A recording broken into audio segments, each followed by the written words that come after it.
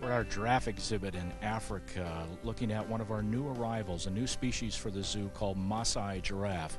They're oftentimes distinguished because of their leaf color, oak leaf color pattern on their coat. You'll see most giraffes have kind of a blocky pattern with a lot of white in between. This animal has more like a maple leaf pattern. This is a species that we'll now be focusing on at the zoo over time. And this particular animal came from a facility in Ohio. We transported the animal all the way down from Ohio to Tampa.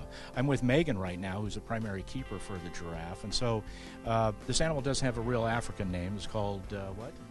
His actual scientific name? No, his name, his personal name. Oh, Little Buddy. Little Buddy. Not real African, but that's the name we'll stick with. So he's been interesting trying to get acclimated to this exhibit. Yes, he's a little flighty. He comes and goes. So some days are good days, some days are not as great days, but he's coming around slowly. Well, we paired him with another male we have, so they came out together, and so he could kind of shepherd him into the exhibit. But he's still very shy. But he, again, wasn't in a situation like this in Ohio, so this is all new. We have giraffe feeding here, and he hasn't quite got used to going over to the public area, has he? No, not just yet. He's still just getting used to us getting as close as we are on our platform, so he's getting there. Yeah, it's going to take several months. We're going to move another giraffe from another part of the zoo into here and have 3 giraffe on the giraffe exhibit in Africa in the next few months. Now, this species, you'll find it in Kenya and Tanzania. And in fact, they run in some very large herds, maybe 30 to 50 animals at a time, and they're just spectacular.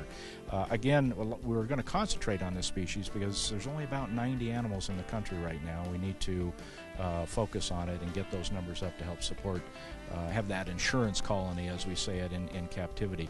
So what is some of the, what does he eat on a normal day? I know some of it's hanging behind us right now. Yes, he actually really enjoys his browse. He loves bamboo and oak, which is plentiful here in the zoo, so it helps us out. And he loves his grain. So if anything, get him over here. Hopefully it'll be this big bucket of grain behind me. Well, he's pretty close right now. Now, just to give you an idea, about the belly is about 6 feet. So I'm a little over 6 feet tall. I could not walk quite underneath him right now. And he probably is, I don't know, what, maybe 14, 15 feet tall, probably? Just about.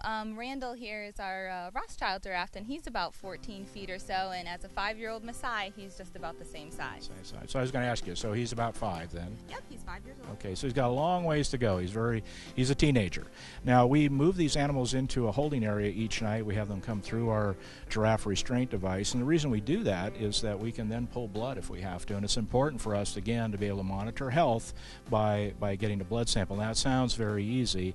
Has Little Buddy been trained yet for that, or are you working on that? We are working on that behavior right now. We're actually working with Randall a little bit more so he can, so Buddy can see that it's okay to go through the GRD, and if that were up there. So he's getting there. He's getting closer and closer every day.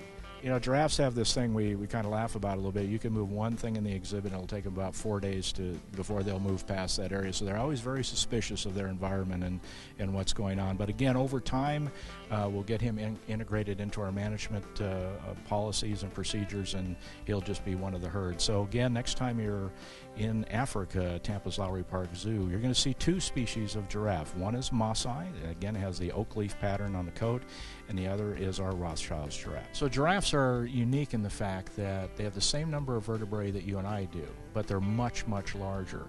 In addition, we always say that their neck is too short for their body. It's the only ungulate or hoofed mammal that has to spread its front legs in order to drink or eat off the ground. If you look at a cow and a horse, all they do is just basically drop their head and they can eat or drink off the ground. So giraffes have to go through this contortion in order to pick up anything off the ground. Now, the other interesting part, there's been studies done about this sudden drop must occur in their blood system when they drop their head. Why aren't they fainting? If you and I had a head and neck that long, we would probably faint dead away when we dropped our head as rapidly as they do. So we're very interested biologically to know why that does not occur in giraffes. So again, studies are being conducted right now to try to figure out what is unique about their vascular system that allows that to occur. You also see that they have skin-covered horns on the top of their head. Again, those are horns, just skin-covered, and they will fight with those, the males especially, will compete for courtship honors and territory. When the males stand side by side and are fighting and whipping their necks back and forth to one another, that's called necking.